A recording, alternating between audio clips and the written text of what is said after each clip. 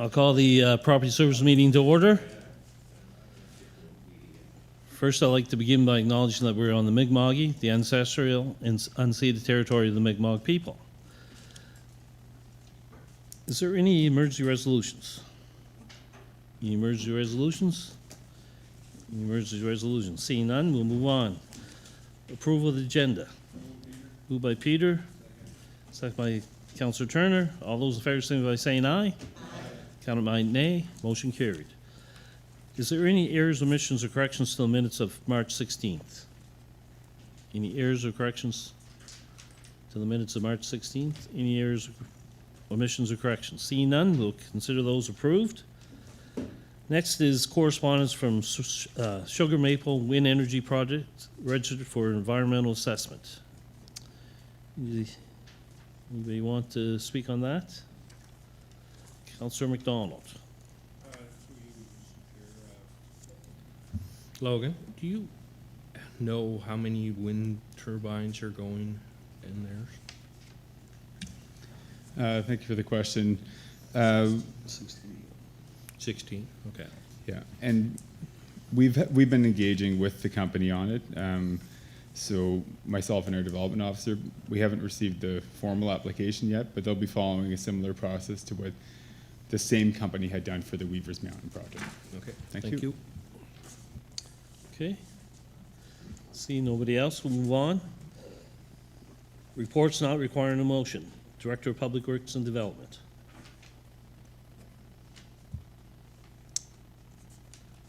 Not seeing anybody. Oh, Councillor Warden. Logan, I just have to get an update on the streetlight for Mr. Rose. Thank you, Councillor Warden. Through you, Mr. Chair.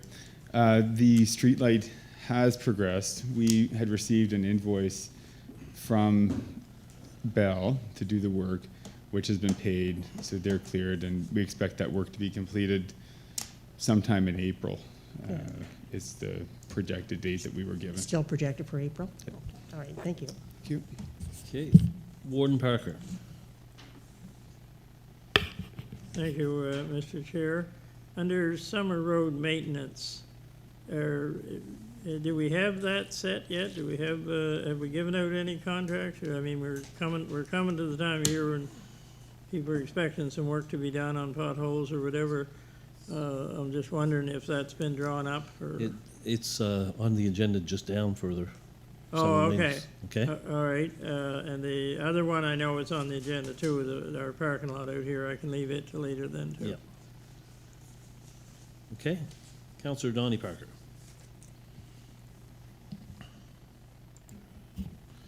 Thank you, Mr. Chair. Question for Logan there. Do you know if that street light has been put in, installed up Mount Tom, Highway number 4 there? Thank you for the question. Through you, Mr. Chair. I'm just getting my update up. Sorry.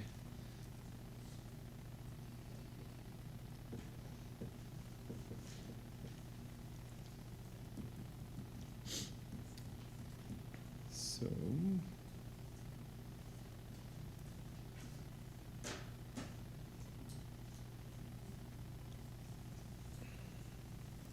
Yeah, the Mount Tom streetlight should be up or should be up any day now. Okay. Yeah, according to what we have All here. right, thank you. Thank Thank you, you. Mr. Chair. Okay. Okay, we'll move on. Development Officer's Report. Next is the Streetlight Report. Councillor Bailey. To Logan, I see on those for the streetlights, the one for Cape John's not there. Is it been installed? I'm not aware that it is, if it is, but it was an intersection light at Murphy's Cove Road and the Cape John Road.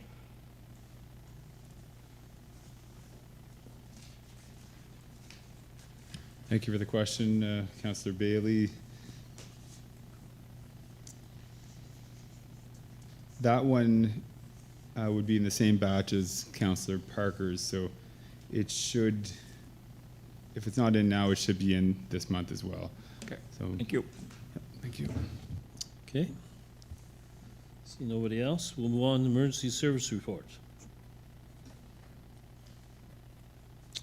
Next is the fire inspection report. And the last one, oh, Councillor MacDonald. I guess Evan's Evan's not here, so I'll just direct it to him sometime. Okay, Just wondering why these things are failing, and all the things say everything's positive on the comments, so. yeah, so you'll follow up Yeah, with him for yourself? Okay. Okay, we'll move on to the building officials report.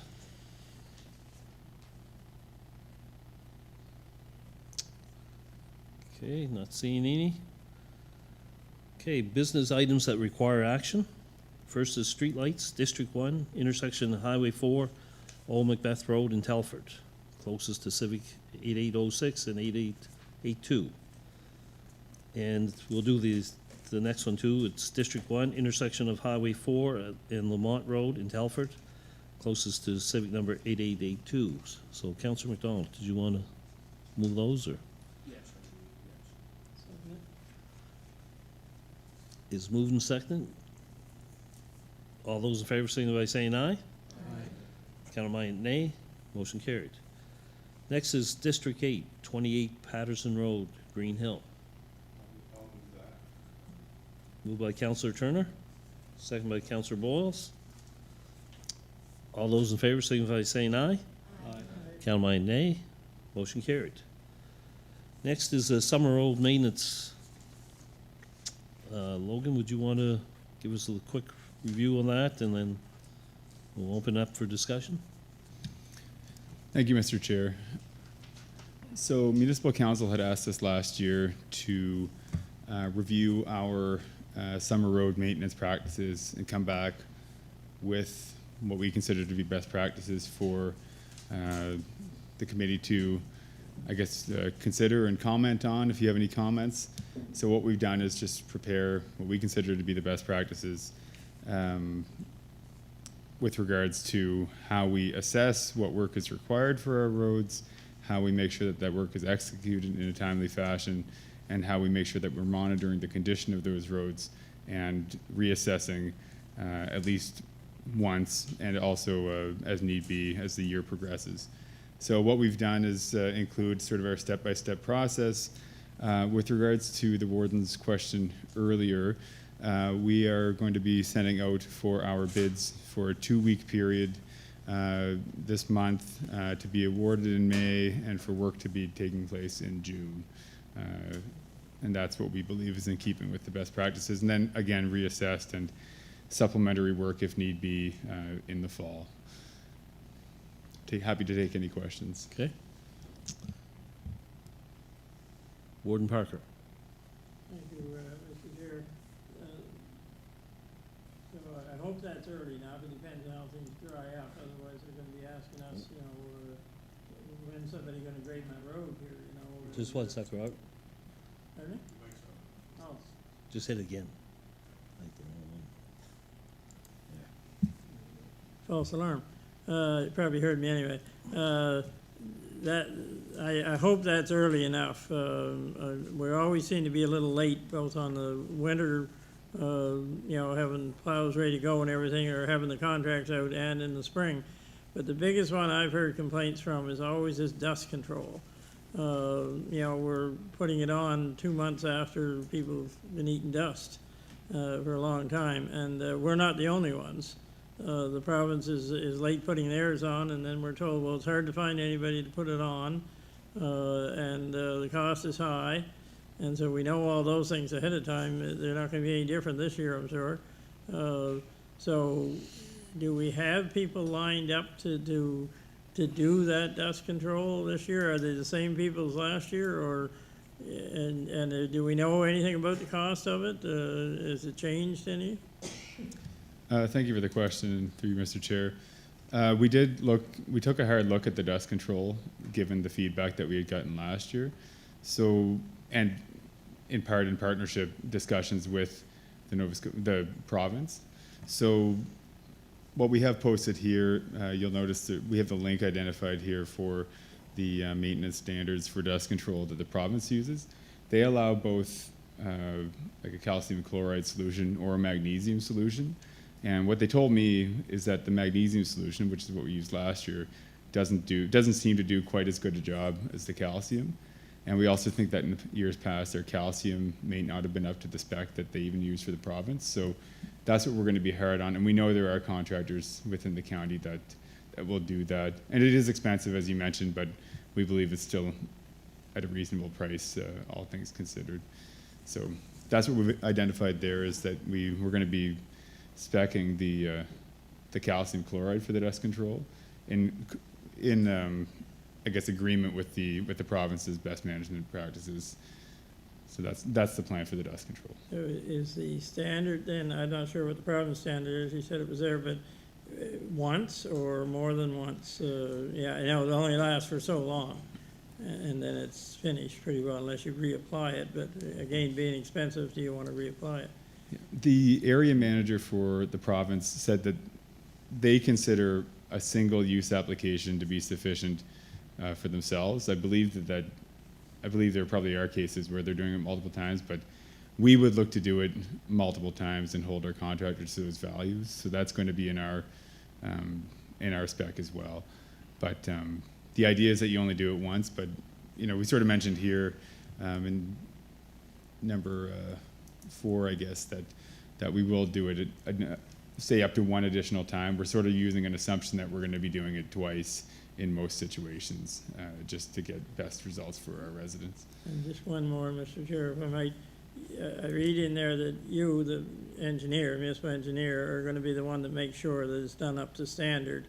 Because I heard complaints last year that in some cases it was a very light spray.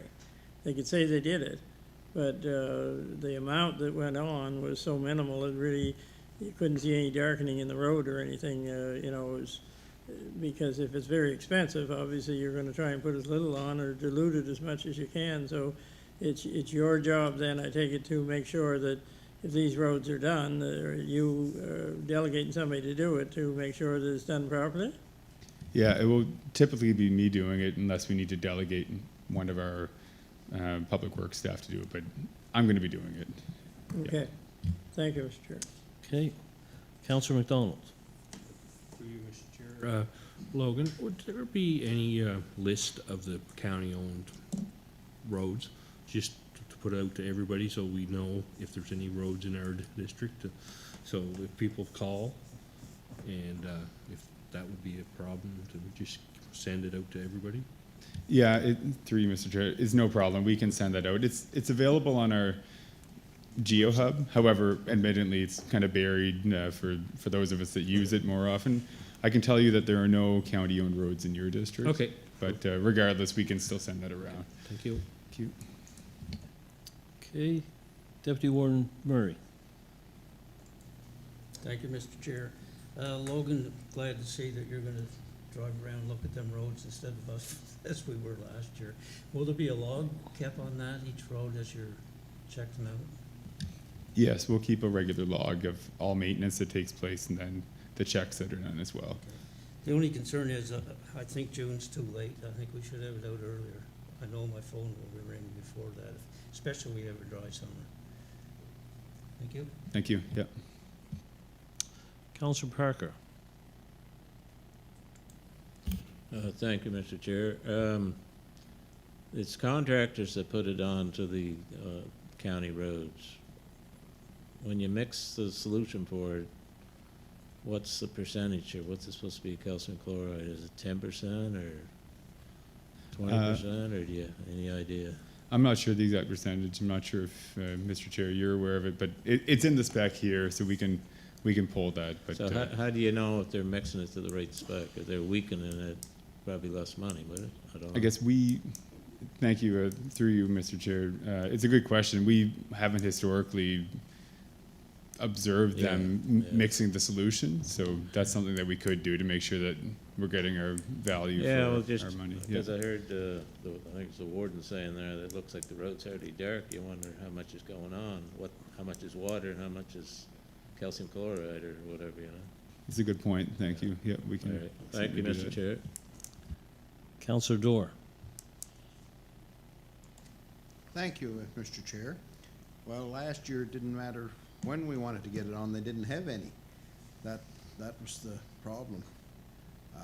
Or it was at the Department of Transportation, that whoever they were getting from, they couldn't get it from them, and I don't know what that line was. It used to come out of a big manhole halfway through the yard there for years. I don't know if it's still there or not, but anyway, it's above ground now. But anyway, the story I was told a few times that they couldn't get it, so I don't know if that story was right or that was just something to put me off for a while, but it certainly wasn't going on. And in my area, the roads I hear the most about are the Lawrence Station and Glengarry Road and some of the Centerdale Road, and they never put calcium onto the grade at the second time. So that's, I guess, some sort of a policy tool. Thank you. And there was a supply issue last year with the province. Last 2 years, I do believe, so. Okay, anybody else? Do you need a motion for this? No, it's just No, for information, Just for really. information? Yeah, thank Okay. you. Thank you. Okay, we'll move on to resolution for alternative sites for the natural gas plant. Warden Parker. Thank you, Mr. Chair. Read this through, you've all had it for a while. Robert, if you don't mind, just that I'm you're, on again, am I? you gotta hit the, Oops, now you made me lose my place. I gotta find it again.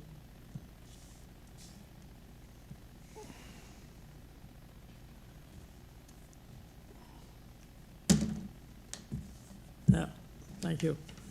Too much leafing through. Whereas coal-fired electrical power generating stations must cease operating in Nova Scotia by 2030. Whereas our provincial government in Nova Scotia has a clean power plan energy strategy with a strong emphasis on wind energy and solar energy to produce electricity.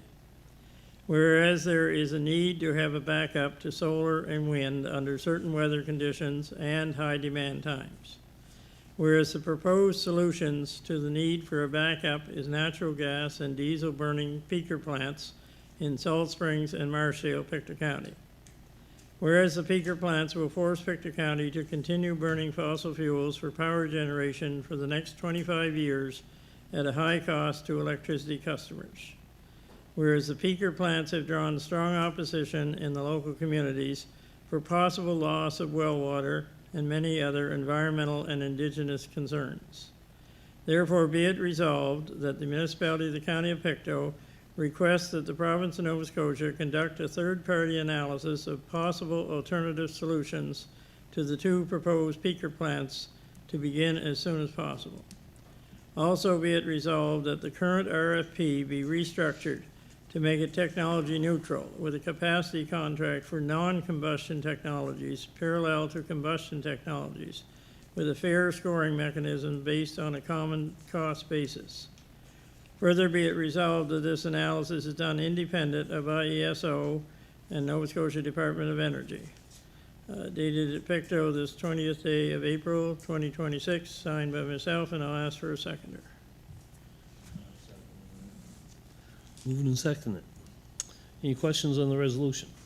I'll speak to that if I can, Mr. Chair. Go ahead, Warden.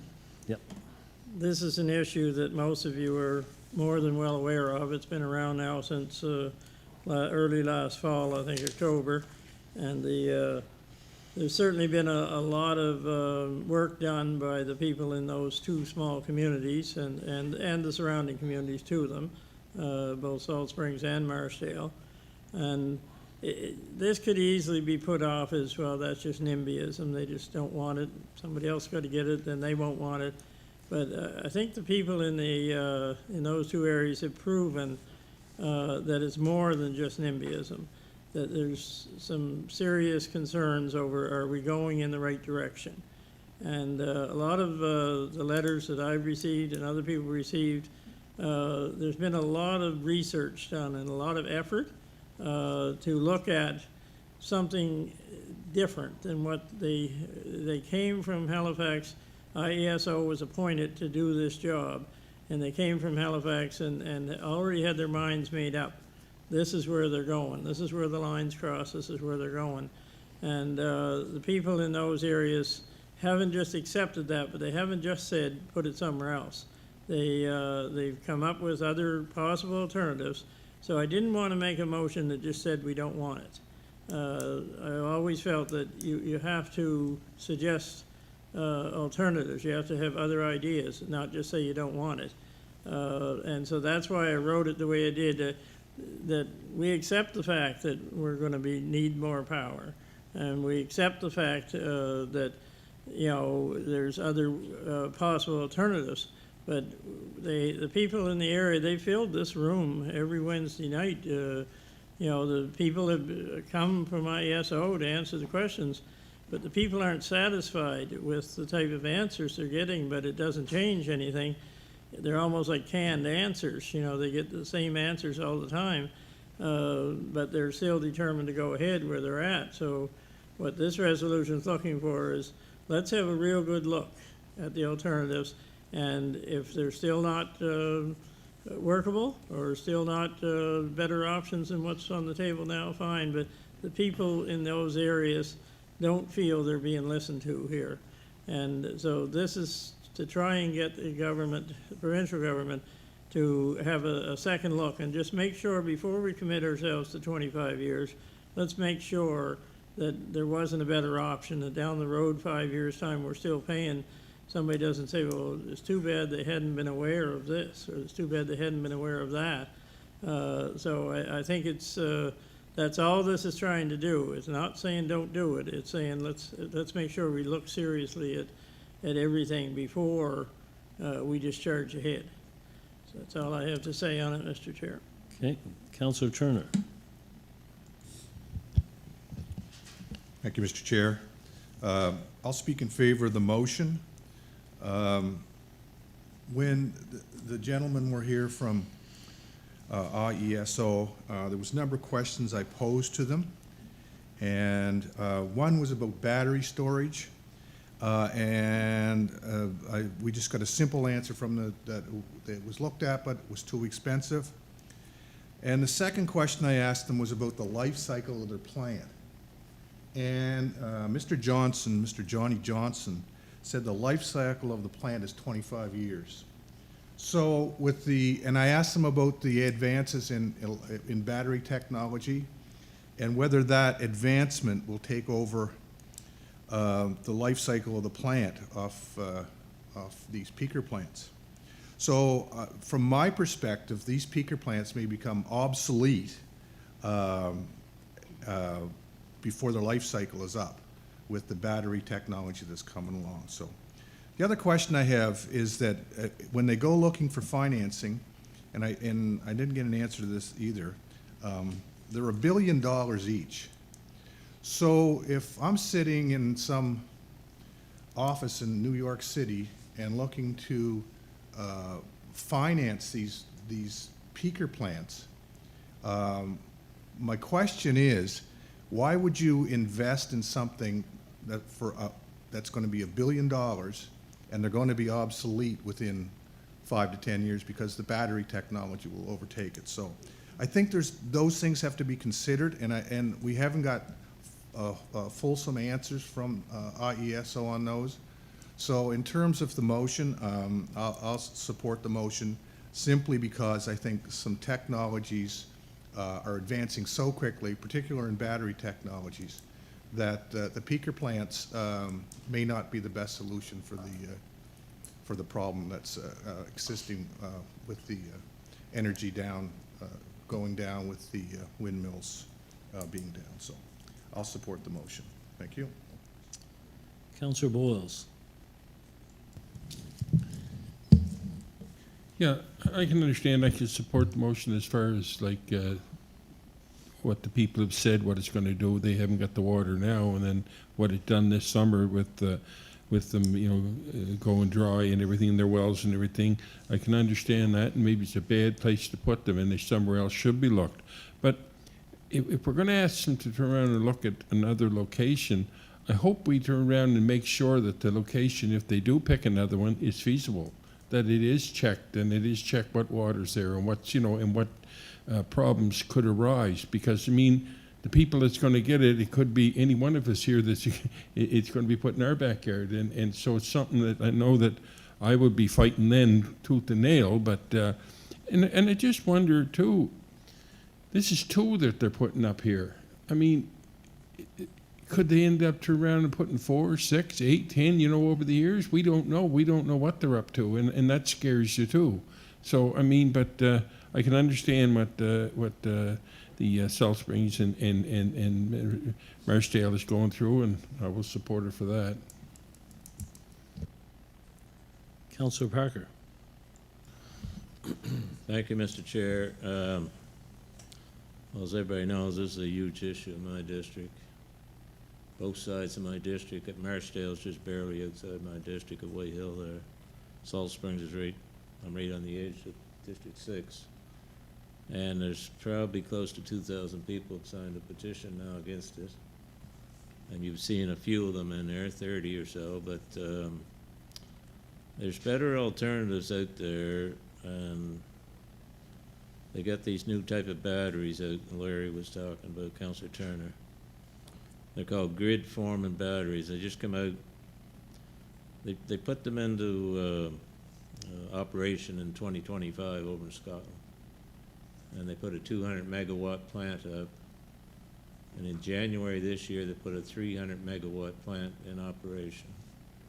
And it gives the grid stability when there's wind, because they got a lot of wind. They got about 61% wind. So this is providing the same thing as a peaker plant, and it's in operation now. But they didn't look at this technology because it wasn't available to them when they did a planning study back in 2023. This technology wasn't available, and it is now.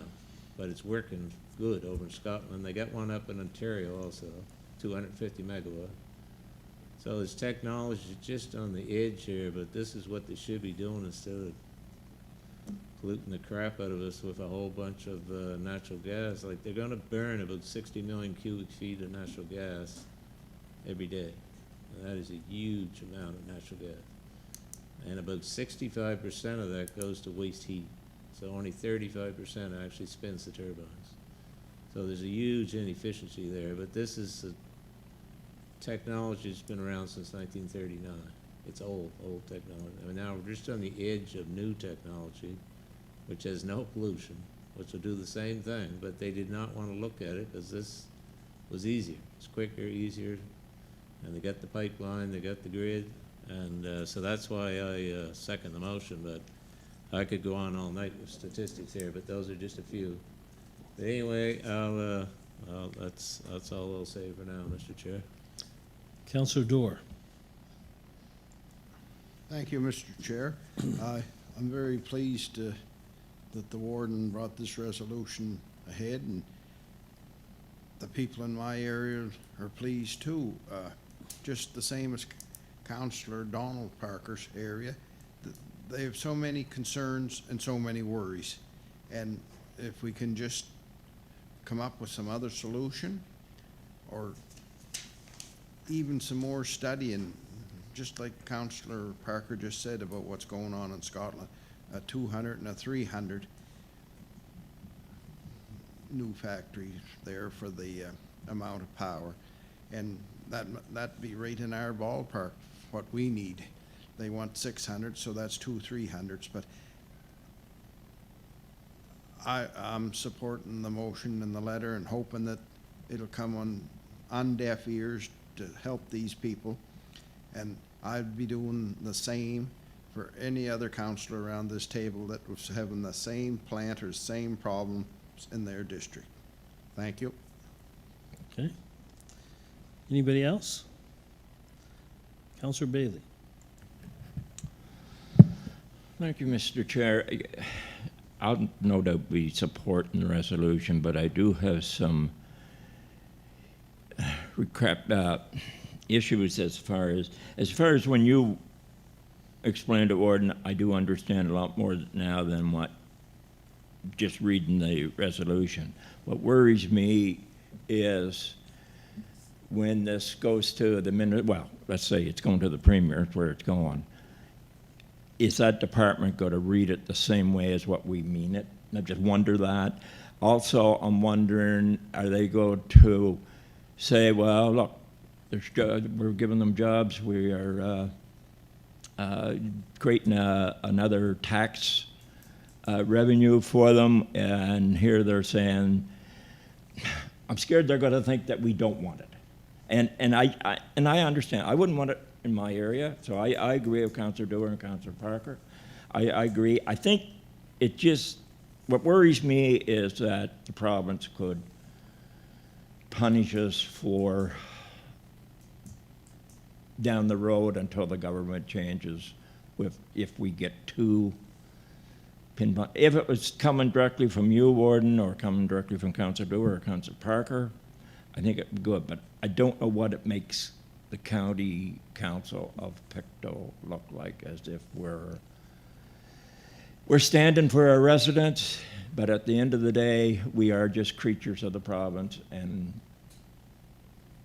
you know, I will support the resolution, but I do have great issues with it. But you know, I don't want it in my area neither, but it's got to go somewhere, and regardless of where it goes, they're not going to want it. Whether it's in Pictou County or if it's in Kings County or wherever, it's the same issues are going to be. And it's already been proven to us that it's needed. I understand one of the days this past winter that they were down to the issue of not having enough power for the residents in Nova Scotia. So I do have concerns with it. I will support it because of supporting my fellow councillors, but it could come back to bite us. Councillor McKeel. Thank you very much, Mr. Chair. I will be supporting this motion. I understand what it's like to live in a district with an environmental impact and concern. And when you have a lot of concerned residents that are legitimately concerned about the environment and the future, we have to listen to them. We are here and elected to represent the people of our districts. I completely understand Councillor Bailey's concerns, and I would agree with them. However, at the end of the day, we need to stand up for our people. There's always going to be an impact on the environment, no matter what we do. Even those batteries that are a wonderful idea will have an impact. Everything has an impact on the environment. And I believe that there's a lot of greenwashing going on with a lot of the technologies that we are using and currently using as well. But at the end of the day, we are here to represent our people and to listen to them. And there's a lot of issues that we talk about here at council that, you know, we don't have control of in our hands, but we are advocating for them. I know myself as a councillor, I may not be able to pave a road or get a road plowed personally by making a phone call because it's provincial.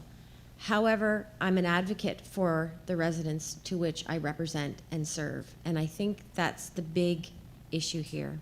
Like I said, being in a district that went through you know, it was very different, but there was an impact in the environment back in 2019, 2018. I understand that listening to your residents is very important, and for that, I will be supporting this motion. Thank you. Councillor Warden. Thank you, Mr. Chair. I wonder if you could explain the also be it resolved, what we're asking for there. I'm just trying to understand that clause.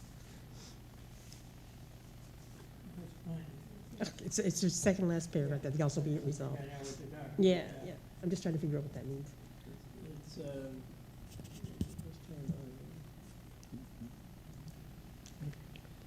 yeah, it's, their RFP has already been issued. They're looking for companies to run this. You know, you've got to be well-heeled, obviously, to come up with $1 billion for each one. But it is asking so that if we look at alternatives, then it doesn't do much good if the RFP only allows for what's the combustible technologies, whereas the batteries would be on non-combustible. You're not burning anything. Now, you could be burning natural gas or oil, or somebody told me they burn garbage in some places to, you know, to make power. So combustible would cover all that, but right now, what I was told is that the RFP that's currently out does not include the non-combustible technologies, which would be mostly batteries. Now, there may be other systems that I'm not aware of, but so that the two could compete and then be judged, as it says there, on a fair scoring mechanism. And so that's the idea. If it's only, RFP is only out now for combustible, then it doesn't give an opportunity for other firms to bid that say, well, we could supply the same material or the same energy level from non-combustibles. Okay, all right, thank you, appreciate that. And I guess I'm the same way as a couple of the other councillors. I'll be supporting the resolution. But part of me is very concerned that the province has already made the decision on this, and we don't want to sit back and do nothing. And at the same time, we're just trying to take it as a problem in our area and moving it to a problem in someone else's area. And I have concerns with that, so, but I will be supporting it. Thank you. Okay. Anybody else? See nobody? Oh, go ahead. Warden. I just want to say that I fully understand Councillor Bailey's. When I wrote this, I was aware of the fact that, you know, are we doing ourselves more harm than good? But I think we have to, as has been said by several people around the table, I think we have to stand behind the residents of these areas, because it could be another area tomorrow for something else. And I didn't want it just be a flat no. And perhaps, as Councillor Bailey said, when I explained it some, it sounded a little different. Perhaps we need to put with the resolution that goes to the Premier, you know, the fact that we'd like to sit down and discuss this at a meeting or whatever, to kind of, rather than just get the bare resolution, the reading of it, you may not get the same gist. But I think it is important that it come from the full council, as opposed to certain just councillors in the areas or whatever. I think it has more weight, and I have talked to the mayors about this, and you know, if we pass it tonight, then I'll hand it on to the mayors and see if we can get support around the county, because this involves more than just two small communities. They've been doing most of the legwork here, and a lot of good legwork, but it does involve the whole county at the end of the day. So I think if we can show support here, then perhaps we can spread it countywide. Thank you, Mr. Chair. Okay. I'll call for the vote. All those in favor signify by saying aye. Aye. Count of mind nay. Motion carried. Thank you all. Okay, there's no deferred business. Motions of reconsideration.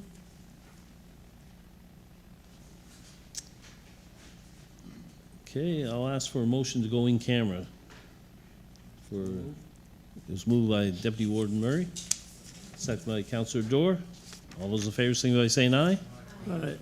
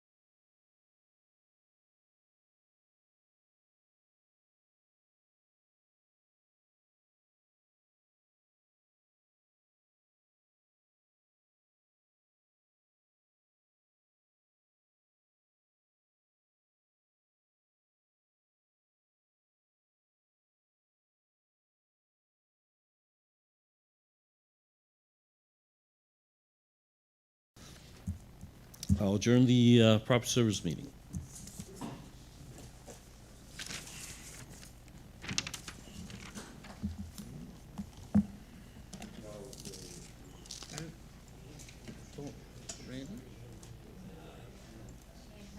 Didn't we need a motion to direct staff to do that? No? Get it in there, that's good. That's.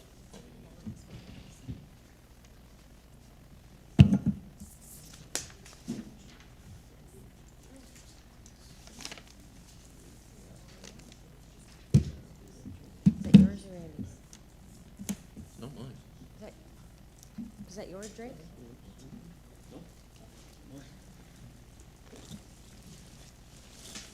Oh my God, I got a suitcase. Okay.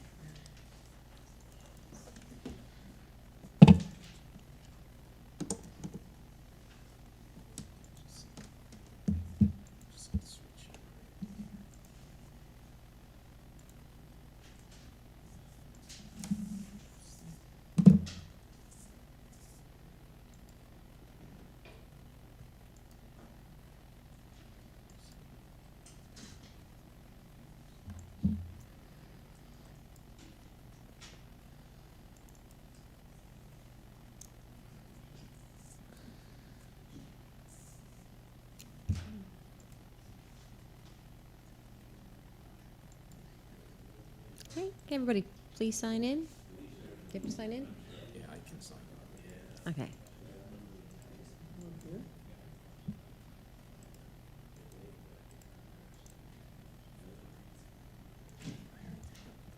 Okay. All right, everyone. I'm going to call to order the Financial Services Committee meeting. I'd like to begin by acknowledging that we are in Mi'kma'ki, the ancestral and unceded territory of the Mi'kmaq people. Are there any emergency resolutions this evening? Are there any emergency resolutions? Seeing none, I'll call for the approval of tonight's agenda. Moved by Councillor Boyles, seconded by Councillor Turner. All those in favor signify by saying aye. Contrary-minded, nay. Motion carried. Next, we have our minutes. We have our minutes of, can I do these together? They have to be separate. You can do them together? Okay, we have the minutes of March 16th, March 23rd, and also an in-camera of March 23rd. Are there any errors, omissions, or corrections to those minutes? Any errors, omissions, or corrections? Seeing none, we'll consider those minutes approved.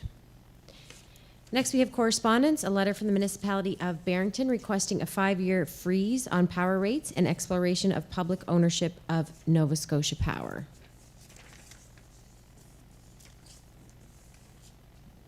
Any comment or questions on that?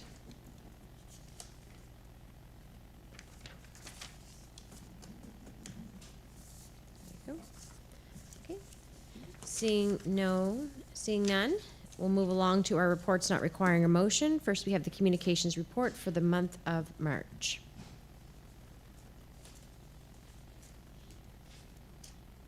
Any questions or comments? Okay, seeing none, we'll move along to recreation. Comments or questions on the recreation report for the month of March? Okay. Warden's report for the month of March. Any questions?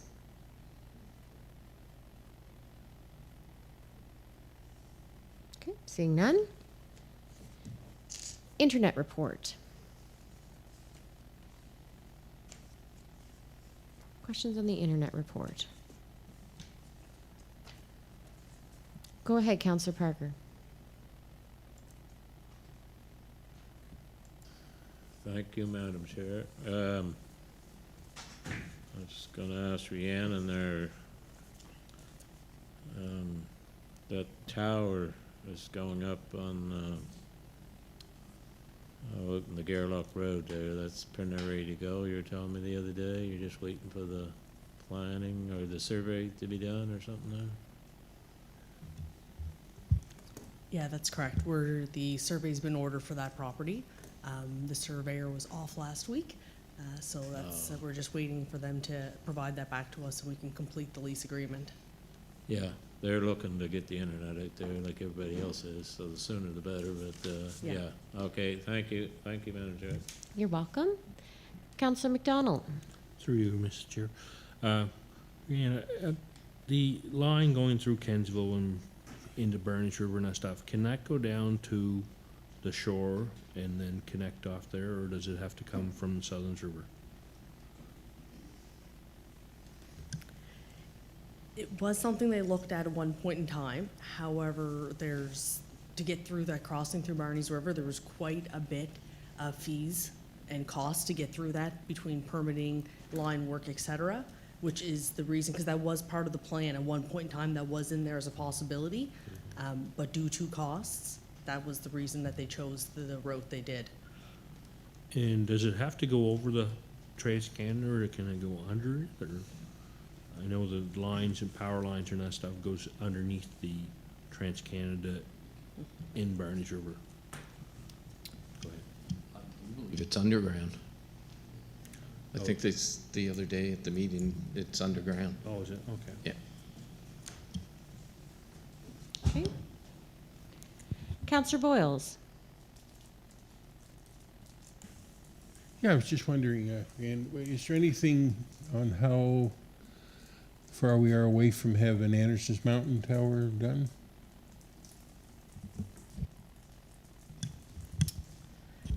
So right now, we're the lease is signed, the agreements are made, the groundworks and all the permitting has been done and completed. So right now, the next step is just Nova Scotia Power going up there, staking out their line. There'll be some tree trimming required, and that's where we're at with it. It's in amongst the process, but that's where we're at. Is just waiting for Nova Scotia Power to do their work. Yep. Okay. Warden Parker. Thank you, Madam Chair. I just wanted to update councillors on the meeting that we had last week. Myself and the Deputy Warden, the CAO, met with people from Nova Scotia Power, and Mike from Digi Ubiquity was on the line with us. In fact, he was the one who knew the most about what was going on, so we needed him there to ask the right questions, I guess. But we put a lot of pressure on them that we need to wind this up very quickly in order for, we have to be done by the end of this year, 2026, or else we lose out on millions of dollars because we don't get it done in time. So there's a very good reason for needing it done in time, and in order for them to have enough what Mike calls runway after the permitting process and get all the permits from Nova Scotia Power, they need, I believe it was 20 weeks, in order to do the construction and have it finished in time. So that puts us at mid-June. So we're at mid-April and a little more. We were at mid-April when we talked to them last week, so there's no room for any excuses or any put-offs here at this point. They're showing mid-July is when they were hoping to be done, but that's not going to do it. So we put a lot of pressure on them to get it done by mid-June. So there seemed to be only one person there. There was 3 or 4 there, but only one person that had anything to say from Nova Scotia Power, and she's not at a high level. The fellow that we did deal with all along has been moved up the channel somewhere, and he's not there, so that broke the continuity of some of who we were dealing with. But it was certainly made very clear to them, and Mike is going to keep a very close eye on them, that we have to have it done by mid-June. And that's on the permitting process. We discussed the Southern's River, the overpass there on the highway that we just mentioned a minute ago, and we still don't have any permitting for that neither. And those sometimes take up to 4 years. In fact, that one's been on the slate for a long time. But I remember the one in going out Union Center, it was 3 to 4 years. Why did it take so ungodly long, I don't know. But the other big issue of trying to get across and down toward Merrimack, and I've had people from that area call me and say, well, why are we being left out? Well, it's because of the railroad. Other than that overpass, there's 17, I think, still permits needed for, 17, was it, for the railroad? Wyoming and Genovese or whatever, whoever owns it, somebody way down in the southern states, have become very non-communicative. They just can't get any responses out of them most of the time. So we did ask, there was another gentleman on the call, I forgot him, he was with Build Nova Scotia. So he was in that in this room not that long ago when they were here visiting us. But he promised to look into it and get the CEO of Build Nova Scotia, if he has to get a hold of this railroad and tell them to get their act together. They're treating it as something not terribly important to them. They're just putting it off. Again, all of these put-offs can't be put off any longer. We're out of time. So I'm hoping that that meeting is going to be productive and that Nova Scotia Power does get it done by June 20th and we do get the railroad moving and the overpass in Southern River. So there's a lot of pieces here that have to fit together. And we applied all the pressure we could and let them know there was no more room for excuses. So we'll see what happens. Okay, thank you for that update. Thank you. Any further comments or questions on the internet report? Right, seeing none, we'll move along. Healthy Pictou County report. Comments or questions on Healthy Pictou County? Seeing none, we'll move on to our tax receivable report. Month of March. Okay, and our deed transfer tax report. We have another healthy balance this year. Okay, moving along to reports requiring a motion. First, we have accounts paid for the month of March 2026. Can I have a motion, please? Moved by Councillor Turner. Seconded by Councillor Palmer. I'll open the floor up to questions. Any questions or comments on accounts paid?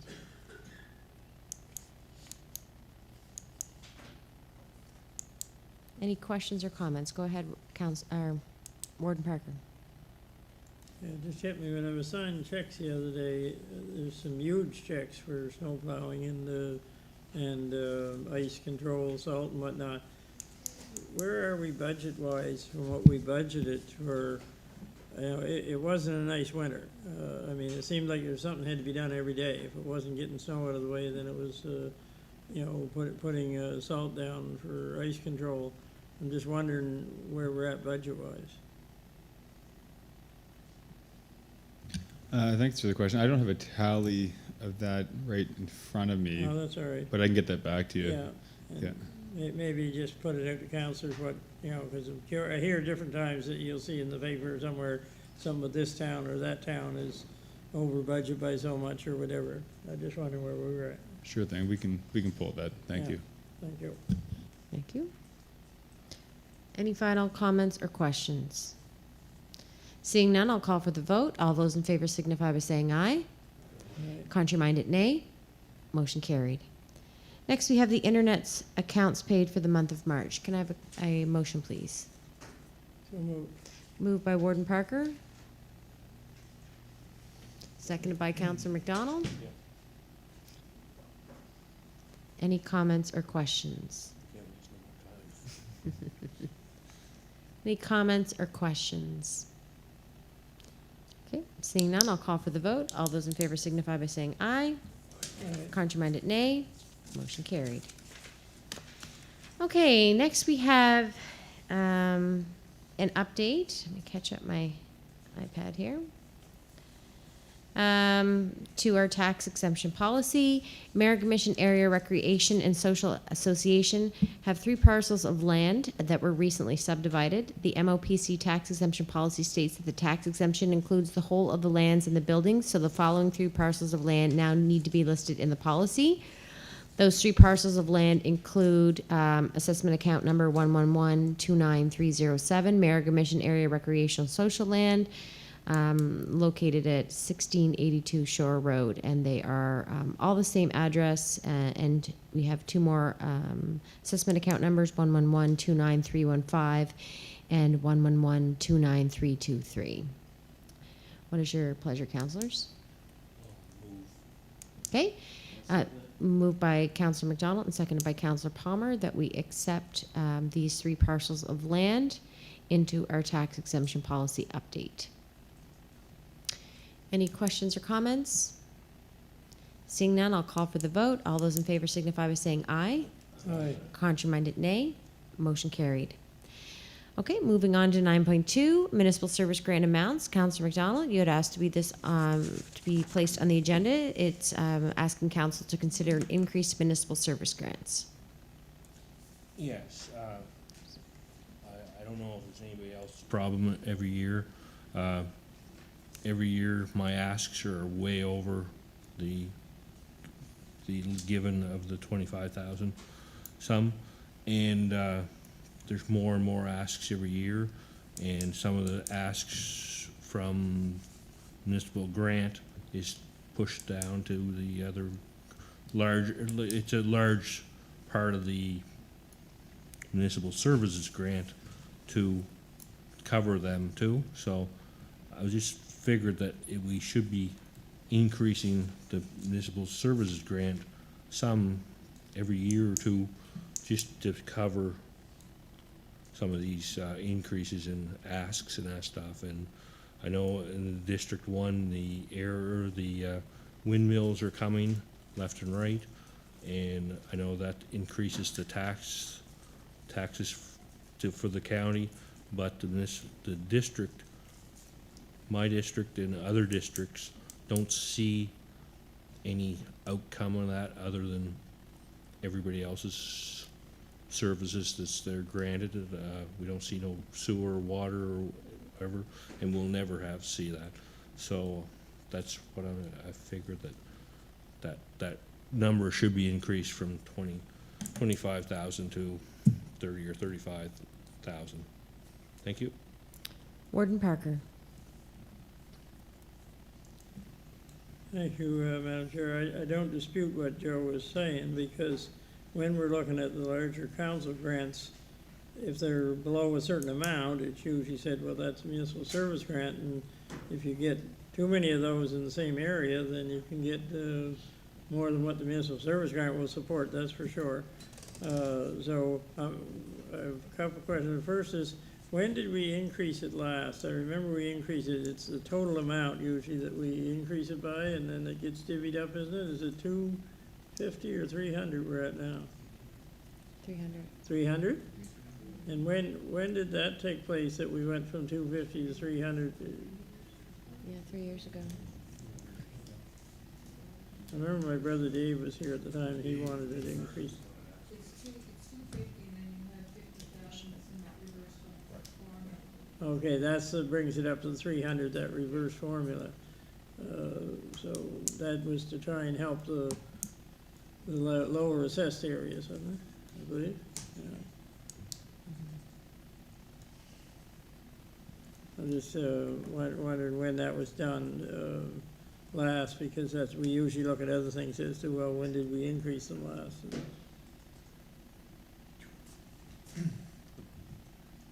The policy is 2019, 7 years ago. so then. 7 years ago. Wow, that time flew by. So the other thing that struck me when Councilor MacDonald was speaking was, so the wind towers that are going up in his area and are already in a number of areas. So whereas if new houses are built in your area and your assessments go up, you get more money. That doesn't apply then, because for wind towers, if they're in your area, they don't increase your assessment any. They don't increase your amount of money available, unlike a house. Is that right? Correct. It's residential assessment, It's voters. voters, residential assessment, number of dwelling units, number of residential assessments, the cap residential assessment. And there hasn't been any new wind tower revenue come in years. Okay, but where there's gonna be new ones built, that's not a factor in your, you know. No, you nor know, is commercial. Nor is commercial, okay. Yeah, I'm just thinking that would help in Councilor MacDonald's area, a lot of these new ones are coming, you know, that would give a It's only residential cap assessment. residential. Number of cap. residential assessments, number of voters, number of dwelling units. That's what the formula is. At the present It day. doesn't, not, no commercial assessments, no other factors at all.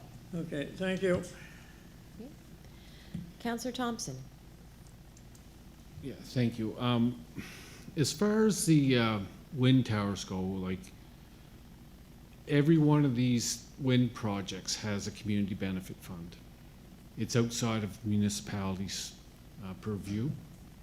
I have a small 4 wind turbine development in Irish Mountain, and there's a community benefit fund for that, and every year they put out to the geographic area where they exist a call for requests for funding. And there's small pots of money, like they may have I don't know what their budget is for the full ask. They give money out to all kinds of different things.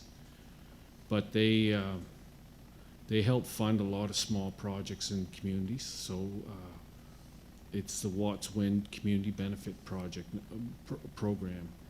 And so there is that. Like, it's not that these wind turbine developers are I'm sure that even the oldest wind turbine development, if you went to, I don't want to speak for them, but if there was an ask put in place for the community, they would probably consider it. But a lot of the new developments that are coming online would have a community benefit fund associated with them, and they would be outside of the municipal control, I guess is the best way to put it. As far as I have no problem if they have more money to give out, because I think everybody has the same problem every year. But I think if we're going to start looking at that, we have to look at our policy and tighten it up, because a lot of these groups are coming to us. They have lots of big asks, because there's a 2030 we're supposed to have an accessible Nova Scotia. So these volunteer groups are trying to fix their buildings up, and Councillor Bailey and myself met down in Tony River with the group today, and they're getting set to do an entrance to the community center down there. So those asks are getting bigger, and these groups deserve it. Everybody deserves what they're asking for, and how they get theirs it's a bit of a jigsaw puzzle. But we have to look at our policy. We're giving a lot of money to cemeteries. Fire departments have access to tax base, and some districts give, some districts don't, and we got to tighten our policy up, because there's people are looking to fix up their communities. And I think the Municipal Service Grant Program is a good place to do a lot of those smaller projects, whether it's installing a door, putting an accessible washroom in, even fixing a roof. But we spend a lot of money on stuff that I'm not sure if it's part of this, it should be part of this policy. So I'm not saying no to the idea of an increase in it, but I think if we're going to do that, we should tighten things up. Okay. Councillor Parker? Thank you, Madam Chair. I agree with Councillor MacDonald there that we should raise the amount of money that's available in these municipal service grants. There's so many people asking. A lot of them are 4,000 or 5,000 each, and it doesn't take long to chew through your 25,000. Yeah, they're good things, what they're trying to do. Like last fall, I had a special meeting, so we got a ramp put out in a church hall out in Rockland. And they needed these because older people can't get up 2 or 3 steps. They had to put a big long ramp in, but it's a well-deserved and well-needed. But I think a little more money in the fund would help move things along. Thank you, Madam Chair. Councillor Boyles? Yeah, thank you very much. I disagree with the say about tightening up the the policy and everything. I agree with Joe and that, yeah, more money would help a lot of people and do a lot of things. But I look at it that it's allotted to the councillor to turn around and go out to his district or her district, whatever the case may be, and turn around and see where the need is and the people asked, and then you have the people there to vote on it and say yes or no. And I can't see where, I mean, that's your democratic right, and things are run, where the residents have a say in it. So I think that each councillor gets his allotment, and it should be up to that councillor and his district and the people in his district where it goes. Thank you. Okay, and just for clarification, it was increased in the fiscal year of 2022-23. 2022. 23, yeah. So it wasn't 2019. I said, geez, that time went awful quick. Okay. Is there any more discussion on this issue? Councillor MacDonald. Yeah, the big thing is these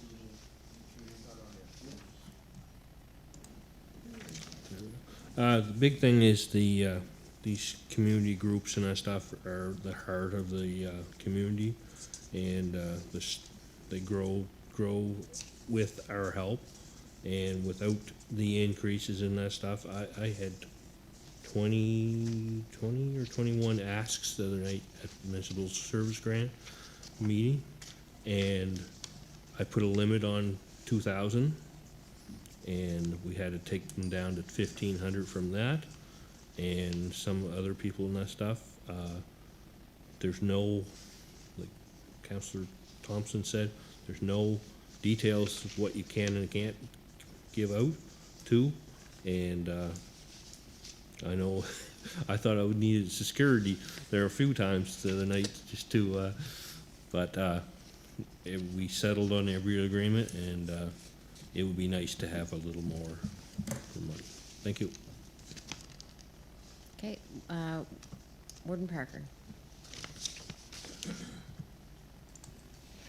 Just to follow up on what Councilor MacDonald said, it's hard sometimes at a public meeting of neighbors, you might say, to have anybody want to say no to another group.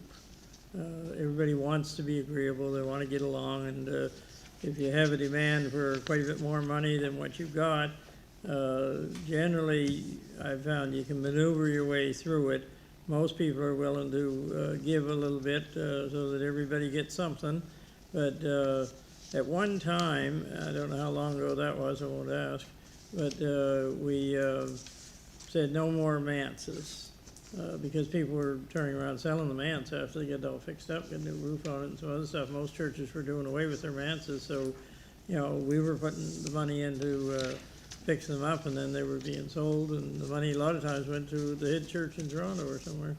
But it might be time to look at some things that we shouldn't be putting that into.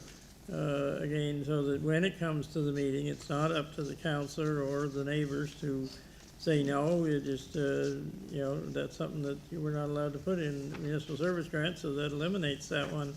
And I don't disagree that we should be at least looking at that. If we're gonna increase the money, also look at the idea of, is there anything else that we shouldn't be giving money to? Certainly I think the wide agreement here probably is keeping our community halls and, recreation areas and whatnot going. That's, I think, was the original intent when the municipal service grant came in back 40 years ago, or more than 40 now. It was mostly for the ball fields that were springing up everywhere around the county. We probably had 30 ball fields at least in the rural Pictou County. And so they needed some help. So that I'm quite sure that's where the municipal grant started at, not at the community halls. But then it spread to the community halls, but now it's spread to a lot of things that are taking it for granted that the county is responsible for looking after these things in the community. So fundraising for those things has pretty well stopped because you just get your municipal service grant and you're fine for the year. So I think I do support Councillor MacDonald's request to put a little more money into it, but at the same time, I would support us looking hard at what things should no longer qualify. Thank you, Madam Chair. Welcome. Okay, Councillor Palmer? Thank you, Madam Chair. Just on that, every district's a little different because some districts have a lot. You had 21, others have 4 or 5, right? And that's where you have to try to balance things out. And I know the problem that you go through because I went through the same problem. And the ones at the meeting are pretty, they're just happy to get anything. And when you knock them back, as long as you knock everybody back, that's the thing, right? You got to be fair. And it goes a long way. And just that people see this as free money, so they ask for a lot more than what they really need. So you try to narrow them down to make it acceptable for everybody. So, but I know Councillor Thompson has 4 fire departments. And 7 community centers. Yeah, 4. I have 1 fire department, so I know what the issues are and things like that. So, and I don't have as many community halls, but I have other recreation facilities and things like that. So, it's a balancing act, and it's something that we could look at budget time about increasing the municipal service grants. But again, and we went through the process before. Nobody wants to tighten up that Nope. municipal service grants. Nope. Unless you want a fight on your hands, but we went through it before, we can go through it again, so, thank you. So what I'm hearing tonight from around the table is that we'd like to have a look at our policy. So would it be, can we direct staff that we can put this on a future agenda, or maybe even a addition to a smaller committee of whole meeting sometime and have this discussion? Is that agreed? Sooner than later, yes.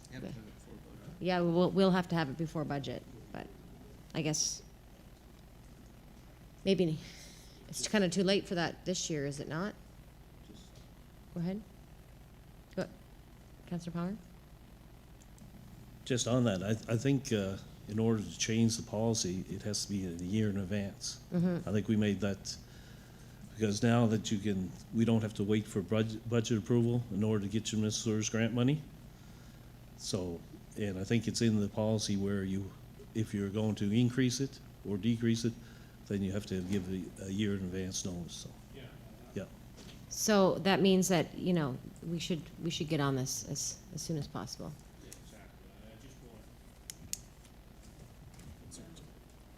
It's coming. And just get it out there and put it in the order. Thank Yep. you. All right, so we'll look forward to having this discussion another evening, more in depth with some policy and some figures in front of us. Okay? All right, next we have a quote for paving the MOPC parking lot. We have a quote of $41,000 plus HST, and it has been received from Weeks Construction to finish paving the MOPC parking lot. We move that we accept that by Councillor Dewar. And seconded by Councillor Palmer. Go ahead, Warden Parker. Yes, this was the other one I was going to ask on earlier, but I knew it was here.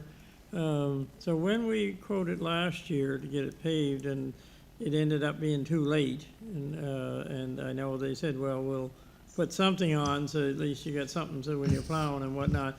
So was the quote then only for that temporary, or was the quote have to be redone because it was too long? I just wonder, not understanding it. No, so this is to pave existing. They're obligated to finish the new part under Oh, the that's what previous their contract. previous So contract, this right. is to meld the old and the new together, resurface the existing, what was the old parking lot. But it would be over both parking lots, you're saying, to weld them together? Correct. So it's to finish the new. The new is already Paid. contracted to We them. already had a price for that. This is the additional. This is to repave over the whole thing? Yeah. Okay, I just was confused because I thought, I thought we contracted with them and they ran out Yeah. of time, I know. Yeah, no, the temporary needs to be finished, and they're obligated to do that under the contract, and they'll do that this spring. This was to make everything blend together, old and new. Okay, I understand now, thank you. Okay. Any more comments or questions? More comments or questions? Seeing none, I'll call for the vote. All those in favor signify by saying aye. All right, Contrary-minded, nay. Motion carried. All right, next we have a tax collection policy. We briefly discussed this at the audit meeting the other night, that we have to tighten up our policy, especially when it comes to our tax sale. That gives us, just so it's a little more clear. Am I right in saying that, Brian? Mhm. You want to expand on that? Yeah, so the policy, some of the changes in the policy are more frequency off correspondence with the people that are in arrears. So currently we send out statements. This would, the changes here would, people would get more formalized letters to kind of establish the tax sale process. Another change in this is that properties that are under $250 would not become a focus until they reach 4 years. So there's no requirement. We're basically saying we're not going to put a lot of time and expense into that, but not saying we aren't going to give them the letters, but we're just, by policy, we can take them. The MGA says any property over 3 years needs to be put through a formal tax sale process. This basically says that if it's under 250, it doesn't until it reaches a threshold of $250 and 4 years. And once it's beyond 4 years, we will put it through the formal process type thing. So those are the major changes in the policy. The other thing we added was under conflict of interest, just capturing that in policy, that no council member, employee, or their spouses is eligible to participate in tax sale process, nor is a company to which a staff member or council member is the majority shareholder. They cannot buy them, and we'll do our best efforts to police that. As I said to the audit committee, if we're doing it by public auction and company 1, 2, 3, 5, whatever bids, there's no way we would know until after the fact. But we're basically saying that before any deeds are issued, we would verify who the shareholders are. So those are the major changes in the policy type thing. So it's just more notices going to people, more frequency on it type thing. So Tightening it up and cleaning it up. yeah, Okay. We need a motion on that to accept that? that's policy change. So All yes. right, can I have a motion first before I open this up to discussion? Okay, it's moved by Councillor Warden. Second by Councillor Palmer. Okay, I'll open the floor up. Councillor Parker, or Warden Parker, sorry. thank you, Madam Sidoni. Chair. Under section 8, tax collection general practices, the third bullet down, use of external collection agencies where approved by the CAO. I guess I'm looking for what circumstances that would be under, because unlike most private companies, they'll sell their debts if they can't collect them to a collection agency, and collection agency gets 50% or more or whatever they manage to collect. They don't have the hammer that we do. They don't have tax sale as a way to collect their money.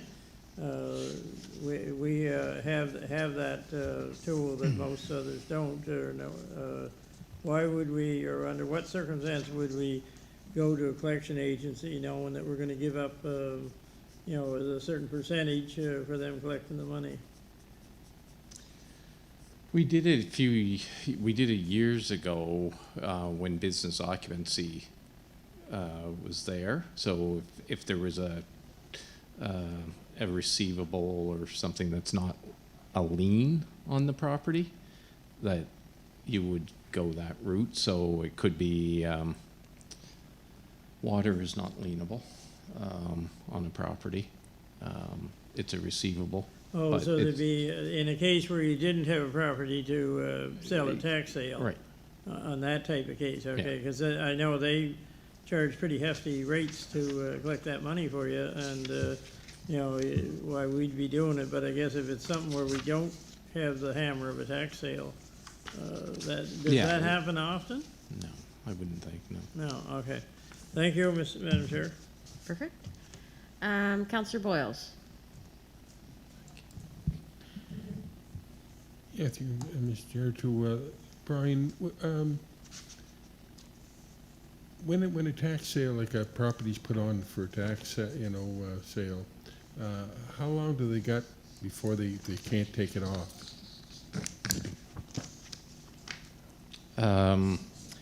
So I'll use the example that we just had in the last one. So the tenders closed at 4 p.m. Yeah. If they were paid at 3:59, they would come off. There's the other question I had. You answered for me. They had to pay the tax that was owed. Yes. Okay. Yeah. Yeah. Thank you. Yeah. And not just make arrangements to pay. Correct. Yeah. It's yeah. The 11th hour. If somebody came in at this, once the 60-day notice, say, was issued, and somebody came in and made a substantial payment to bring it up to like current year, we probably wouldn't advertise. When we get to the point of advertising, we probably wouldn't do that. But the general rule is, once we advertise, it's got to be paid in full. Okay. Right? All right, seeing no other comments or questions, I'll call for the vote. All those in favor signify by saying aye. Aye. Contrary-minded, nay. Motion carried. Okay, next we have Councillor Boyles has asked for this to be put on the agenda regarding the Pictou County Sports Hall of Fame. Councillor Boyles has raised concerns about the conduct of the Board of Directors for the Hall of Fame. He has since resigned and is asking a new member not be appointed until these concerns are addressed. Go ahead, Councillor Boyles.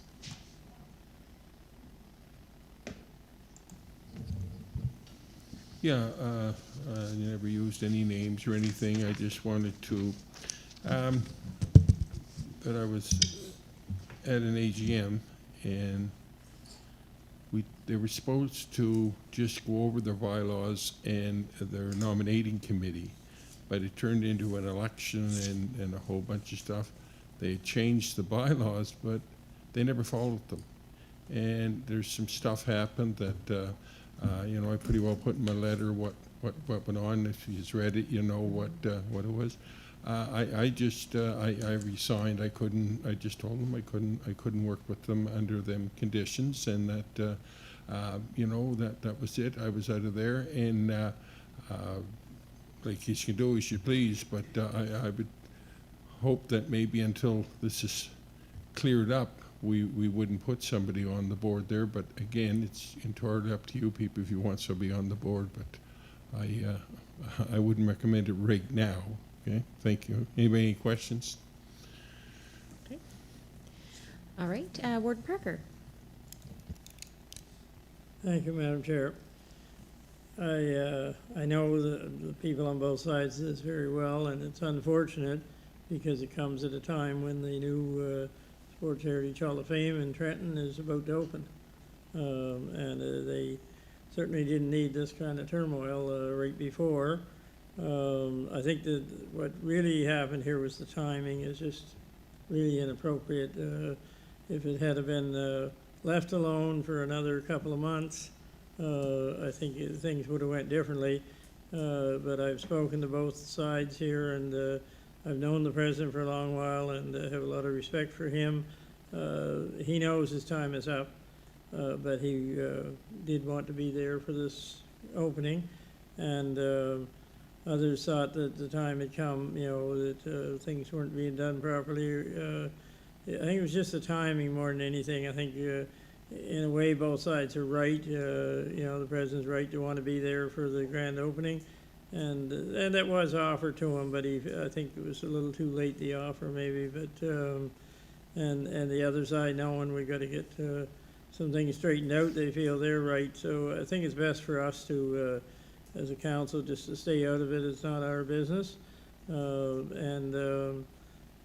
wouldn't advise us appointing, you know, another counselor to that at the present time, and maybe not in the longer term as well, but certainly not as long as things are in this confusion.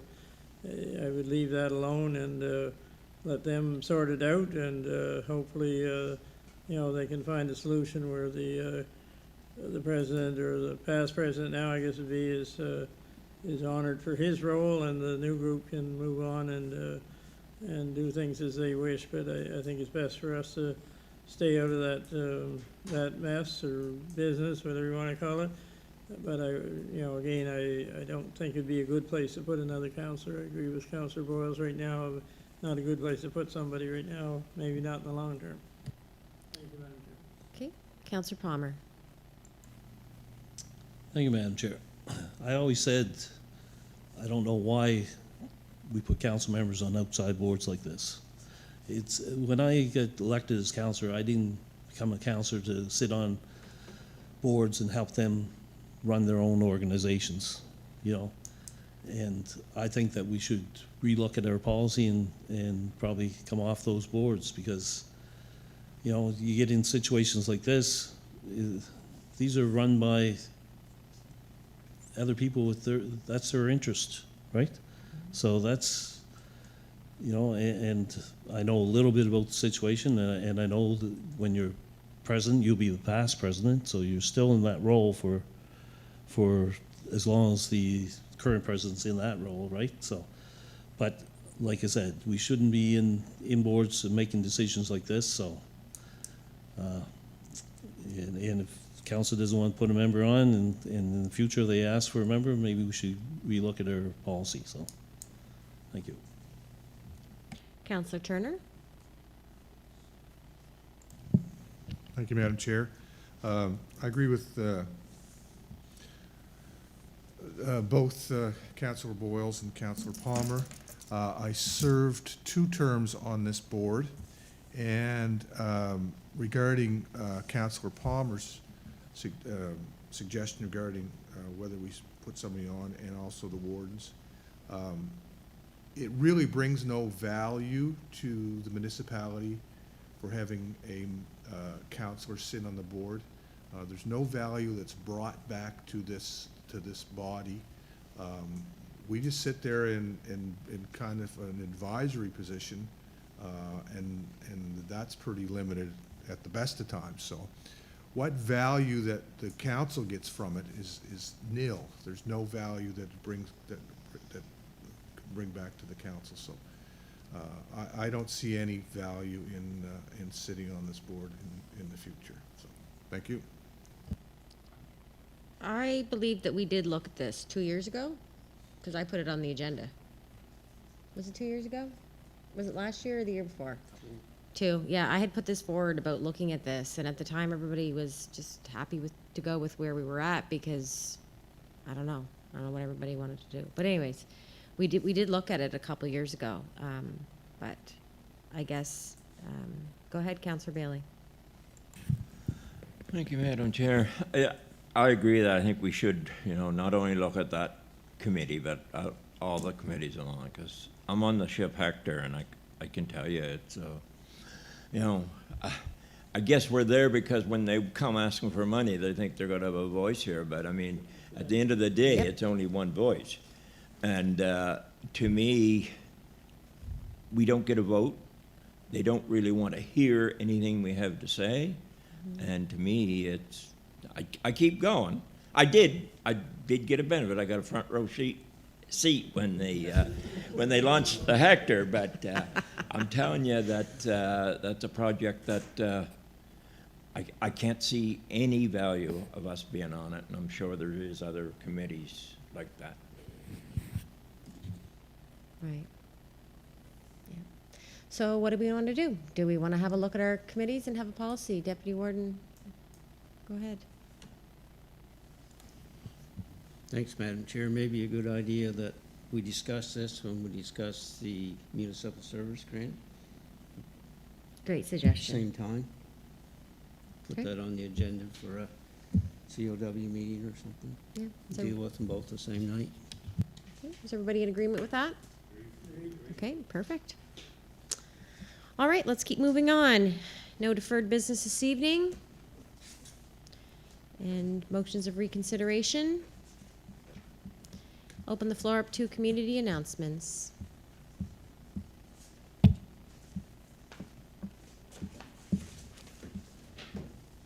All right, seeing none. Oh, go ahead, Councillor MacDonald. Wait until, the last community outreach for the season is at American Mish on the 27th, 10 to 1, and I'd like to thank American Mish and Liz Moore for doing these things. And this Sunday, That was me. That was my fault. Literally. the annual Kensville Pancake Festival, 9 to 1. It's a good feed and great entertainment there too.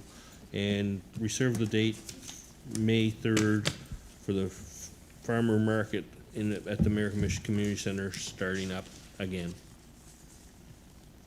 Thank you. Okay.